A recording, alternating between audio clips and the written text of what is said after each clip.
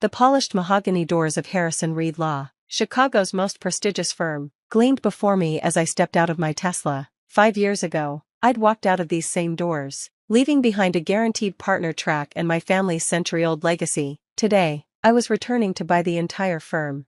Ms. Harrison? My assistant Jade's voice came through my earpiece. The board is assembled in the main conference room. Your father just arrived. I smiled, remembering the last family dinner I'd attended before leaving the firm. My father, William Harrison III, had turned an alarming shade of red when I announced my decision. Walking away from Harrison Reed? He'd thundered, while my mother clutched her pearls and my brother Marcus smirked into his bourbon. 3 generations of Harrisons built this firm, Catherine, and you want to throw it all away for some computer program? Now, standing in the lobby where my grandfather's portrait still hung, I straightened my Armani blazer and touched the tablet in my hand. On its screen, Jurasai's latest valuation flashed, $4, $2 billion. Send the final acquisition papers to the board, I told Jade, and make sure the press release is ready.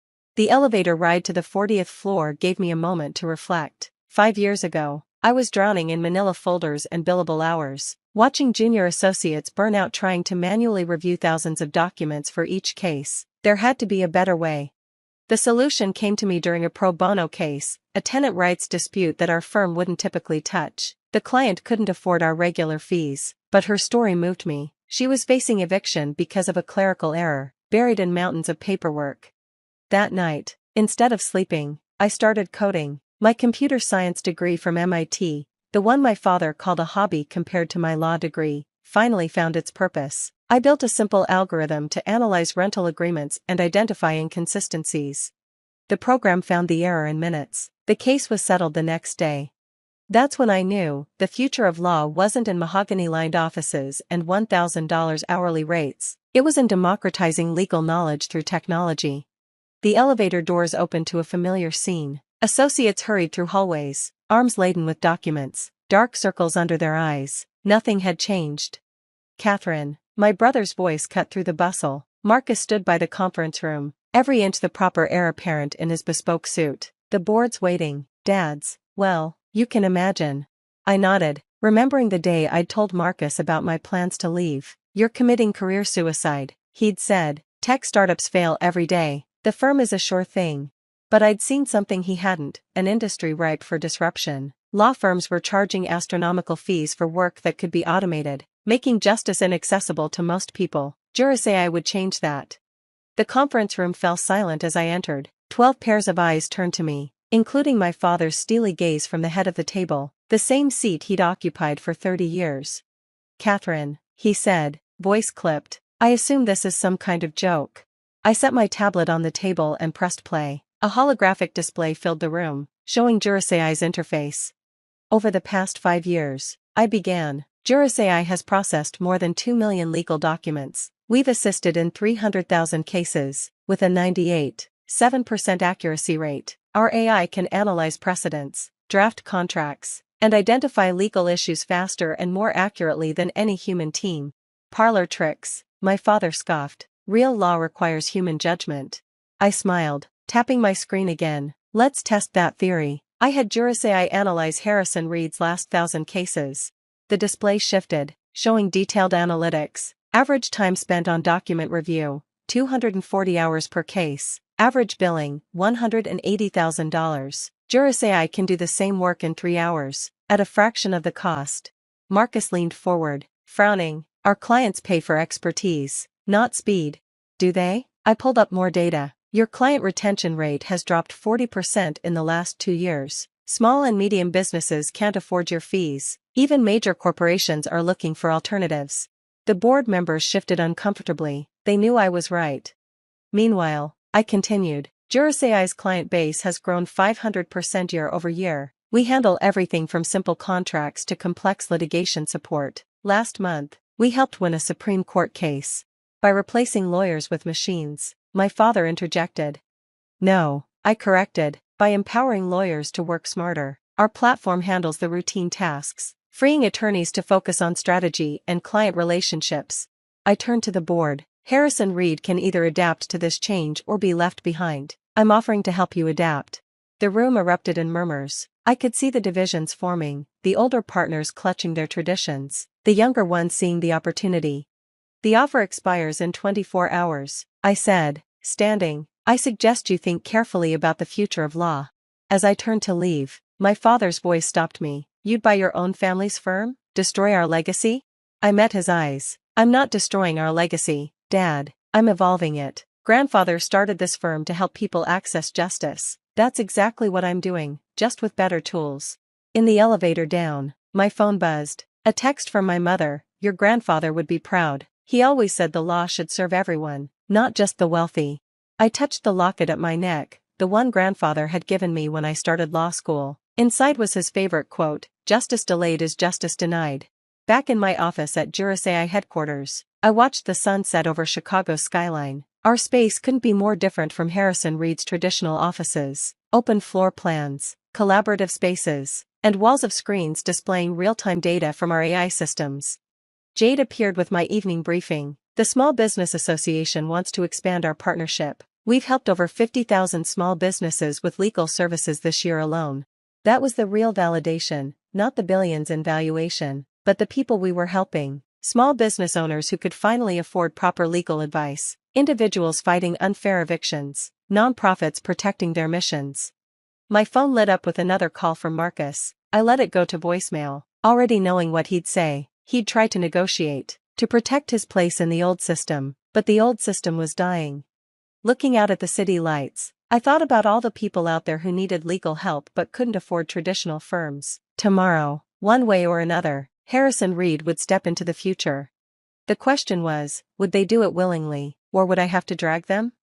The next morning, I arrived at Jurasai's headquarters just as Bloomberg released the headline, Legal tech giant Jurasai acquires century-old Harrison Reed, traditional law meets artificial intelligence. My phone immediately exploded with notifications. Messages from former colleagues, law school classmates, and family members I hadn't heard from in years.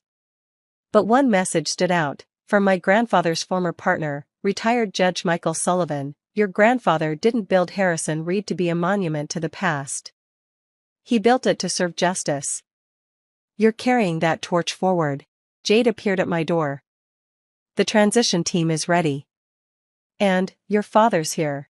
I looked up, surprised. William Harrison III stood in my office doorway, looking both out of place and impossibly old in his traditional suit. This was his first time visiting Jurasai. Quite different from our offices, he said, taking in the modern space. The law is different now, Dad, I replied, gesturing for him to sit. The world is different. He settled into a chair, running his fingers along the sleek carbon fiber armrest. The board voted yes, he said finally. Though I suspect you knew they would. I nodded. The numbers had been too compelling to ignore. Harrison Reed's billable hours were down 30% year over year, while operating costs kept rising. They needed this merger as much as I needed their institutional knowledge and client relationships. Show me, he said suddenly.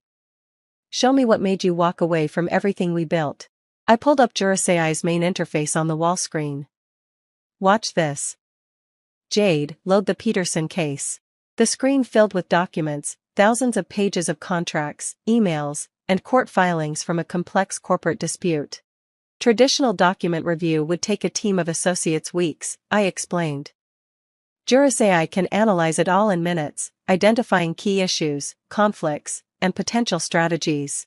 The AI worked its magic, highlighting relevant sections, drawing connections, and building a case strategy in real time.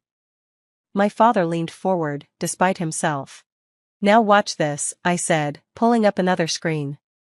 This is our Access to Justice initiative. The display showed a map dotted with thousands of points of light, each representing someone using our basic legal services platform. We provide free legal document review and basic advice to anyone who needs it. Last year, we helped prevent 10,000 wrongful evictions, assisted 50,000 small businesses with compliance issues, and helped domestic violence survivors get protection orders. At what cost to your bottom line? He asked, the businessman in him emerging.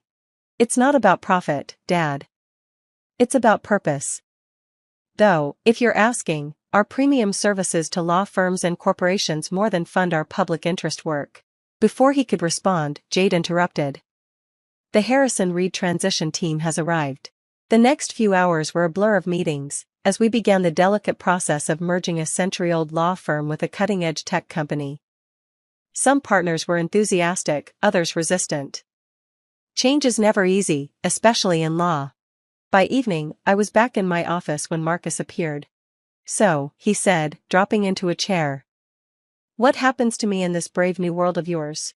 I studied my brother, seeing past his expensive suit to the uncertainty beneath.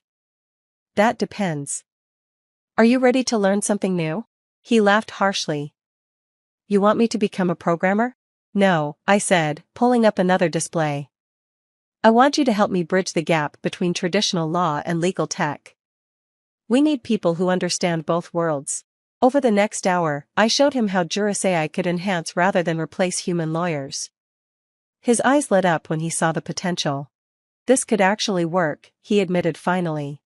It already is working, I replied. Look at these numbers. I showed him our latest statistics: 90% reduction in document review time, 70% cost savings for clients, 99% accuracy rate in contract analysis. But more importantly, I showed him our impact metrics: millions of people accessing legal help who never could before. Weeks passed as we integrated Harrison Reed into Juris AI. The transformation wasn't just technological, it was cultural. We were creating something entirely new, a hybrid organization that combined the best of both worlds. One morning, I arrived to find my father in the collaborative workspace, his suit jacket off, sleeves rolled up, learning the Juris AI system from one of our tech leads. Dad? I said, surprised. He turned, a slight smile on his face. Your grandfather used to say that the law should evolve with society. I didn't understand what he meant until now. That evening, I called an all-hands meeting. Both Harrison Reed staff and Juris AI employees filled our main hall. Today marks 1 month since our merger, I began. And I want to share something with you. I pulled up our latest impact report. In the past month, we've helped more people access legal services than Harrison Reed did in its first 50 years. Not because the old firm wasn't excellent, it was. But because we found a way to scale that excellence, to make it accessible to everyone. The room was silent, traditional lawyers and tech experts alike taking in the implications. This isn't about replacing lawyers with machines, I continued. It's about empowering lawyers to help more people. It's about making justice accessible to everyone, not just those who can afford $1,000 an hour. I switched to a new display, showing our global impact map. Next month, we're launching in Europe and Asia. By the end of the year, we'll be providing basic legal services in 100 countries, in 30 languages. The room erupted in applause. Even my father, standing in the back, was nodding. Later that night, as I sat in my office reviewing expansion plans, my mother appeared. I found something you should see, she said, placing a worn leather journal on my desk. It was your grandfather's. I opened it carefully. Inside, in his precise handwriting, was an entry from 1960. The law must serve all people, not just the privileged few. Technology will change everything, we must be ready to change with it. The future belongs to those who can see beyond tradition to possibility. Tears pricked my eyes. All this time, I'd thought I was breaking with tradition, when really I was fulfilling my grandfather's vision. My phone buzzed, a message from Marcus: just used Juris AI to win a pro bono case. Never felt better about being a lawyer. I smiled, thinking of how far we'd come. The old guard was learning to embrace change, while the tech team was learning to appreciate legal tradition. We were creating something unprecedented, a true bridge between law and technology. A week later, I stood on stage at the American Bar Association's annual conference, delivering the keynote address. The future of law isn't about choosing between human expertise and artificial intelligence, I told the packed auditorium. It's about combining them to serve justice better than either could alone. I glanced at the front row, where my father sat next to our lead AI engineer, both nodding in agreement. 5 years ago, I left a prestigious law firm to pursue a crazy dream. Today, that dream is helping millions of people access justice who never could before, but we're just getting started. The screen behind me showed our next initiative, AI-powered legal education for communities without access to lawyers, virtual courts for remote areas, real-time translation for international cases. The law has always evolved to meet society's needs, I concluded. Today, we have tools our predecessors could only dream of. The question is, will we use them to preserve the status quo, or to fulfill the true promise of justice for all? The standing ovation that followed wasn't just for me, it was for every person who'd ever dared to challenge tradition in service of a greater good. Back in my office that evening, I added a new quote to our wall: "Justice isn't just about knowing the law, it's about making it work for everyone." Below it, I hung my grandfather's portrait next to our company's mission statement, bridging tradition and innovation to make justice accessible to all. My phone buzzed one last time, a message from Dad: "Your grandfather would be proud, so am I." If you've ever stood at the crossroads between tradition and innovation, ever faced criticism for seeing a future others couldn't imagine, or ever had to choose between the safe path and the right one, remember this: sometimes the greatest respect we can show to tradition is to help it evolve. Subscribe if you want to hear more stories about transforming industries and challenging conventions, because every revolution starts with someone crazy enough to question the way things have always been done. Remember, the future belongs to those who can bridge the gap between what is and what could be. What will you bridge?